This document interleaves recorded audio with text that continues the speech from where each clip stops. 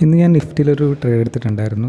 ഞാനെടുത്ത ട്രേഡിൻ്റെ details mark ചെയ്തിട്ട് കാണാം ചാർട്ടിൽ. ഏകദേശം ഒരു 11:42 ആ ടൈമിലായിരുന്നു ഞാൻ ട്രേഡ് എടുത്തിട്ടുണ്ടായിരുന്നത്. അത് SL അടിച്ചു. 11:50 കൂടി SL അടിച്ചു.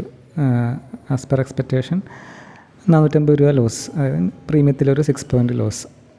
അപ്പോൾ ഈ ഒരു ട്രേഡ് എടുക്കാണ്ടായിരുന്ന കാരണം എന്ന് വെച്ച് കഴിഞ്ഞാൽ നിഫ്റ്റി ഏകദേശം ഒരു 10:50 ആ ഒരു ടൈമോടുകൂടി ഒരു സ്വിംഗ് ലോ അവിടെ ക്രിയേറ്റ് ചെയ്തിട്ടുണ്ടായിരുന്നു.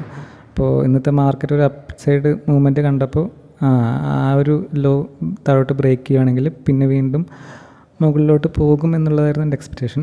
അപ്പോൾ ആ ഒരു ലോ ബ്രേക്ക് ചെയ്ത് 25,700 സപ്പോർട്ട് എടുത്തത്. ഞാൻ 25,734 ആ റേഞ്ചിൽ സപ്പോർട്ട് എടുത്ത് മുകളിലോട്ട് പോകുമെന്നുള്ളതായിരുന്നു എൻ്റെ എക്സ്പെക്റ്റേഷൻ. അപ്പോൾ ആ ഒരു ട്രേഡ് SL അടിച്ചു. അപ്പോൾ ഇന്നത്തെ ട്രേഡ് ഇത്രയേ ഉള്ളൂ. ഞാൻ ഇൻട്രൊഡക്ഷനിൽ പറഞ്ഞ പോലെ ഡെയിലി ഒരു ട്രേഡ് മാത്രമേ എടുക്കുകയുള്ളൂ. അത് SL ആണെങ്കിലും ടാർഗറ്റ് ആണെങ്കിലും. അപ്പോൾ ഇത്രയേ ഉള്ളൂ.